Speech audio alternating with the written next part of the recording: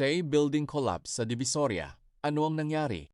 Alam niyo ba na noong ika-23 ng Hulyo, 2004, isang 5 taong gulang na gusali sa Divisoria ang biglang tumagilid at tuluyang bumagsak?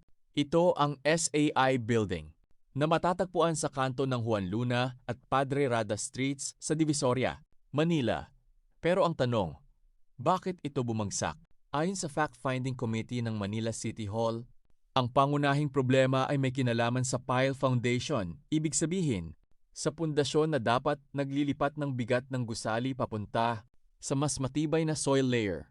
Sa engineering, kapag hindi sapat ang kapasidad ng foundation o nagkaroon ng pagbabago sa kondisyon ng lupa, maaring magkaroon ng settlement o paggalaw ng pundasyon. Mas naging komplikado pa ang sitwasyon, driving sa mga katabing lugar. Iniimbestigahan noon kung nakaapekto ang mga ito sa lupa at the foundation ng SAI Building. At hindi lang foundation ang tiningnan.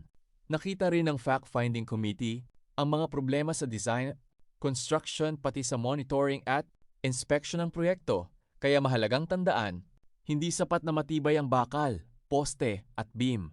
Kung may problema sa soil investigation, foundation design, construction quality o inspection, maaaring malagay sa panganib ang buong structure. Ang SAI Building Collapse ay isang malaking paalala sa ating mga construction workers at engineers.